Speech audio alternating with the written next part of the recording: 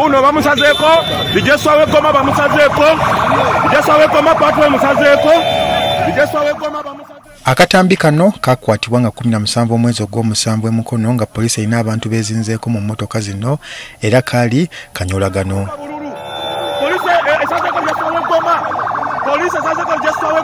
Tutegezeddwa nti ono ye Andrew Ssenyonga eyaliko ssentebe wa disitulikiti eno mu kiseera kino eyeegwanyiza ekifo ky'omubaka owa Mukono ku kadya NRM.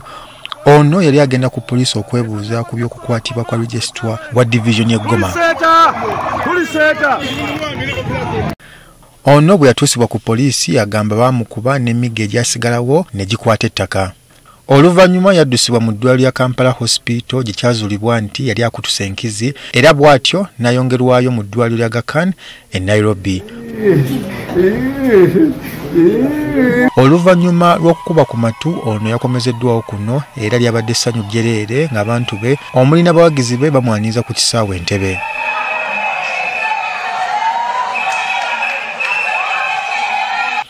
Ng'anyumyako naffe musajja wattu ayozeza ku munye ng'ajjukira ebyaliwo. Nti ekintu ekyantuusibwako emigo gye bankuba okusooka mu luggya lwa poliisi nagyo gitta omuntu naye ne bantwala ne munda ne bankweka watali kamera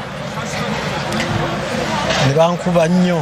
Ono atubuulidde okutwalibwa mu ddwaliro ssaako ebyaddirira teyamanya wabula alumiriza nti poliisi ye yamukuba nga yeebuuza kye baali bamulanga. Natuuka n'okulaba ekyuma kya CT scan n'ekiyita ennyonyi. Ssenyonga akakasa nti akalulu yakawangula yadde nga balangirira muntu mulala ensonga ze ziri mu kakiiko ka NRM akatunda mu kwemulugunya ku byava mu kamyufu nga kati alindirira bivaayo. Nga division ye Mukono ekolebwa ebyalana mu kimu kyokka ate division enamba ne bagiwangulira ku 2022 nga kitegeeza ebyala 37 baafuna obululu ebitawera 2. Mu town council Yerushalemu mu district ye Kiruhura naye wali effujjo mu kamyufu k'okulonda ssentebe w'eggombolola eno.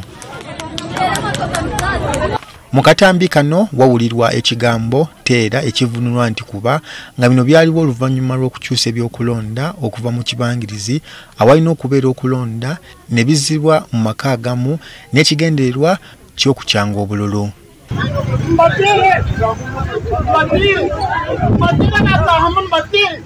Olutwali tugenzeeyo okulaba okupikinga DRA fomu yaffe n'ebirala nga tubijjeyo ne tusanga polling station eyo ng'eri mu maka g'omuntu we baali bakubira era n'emiggo bagijja mu nju akavidiyo weekali kalaga.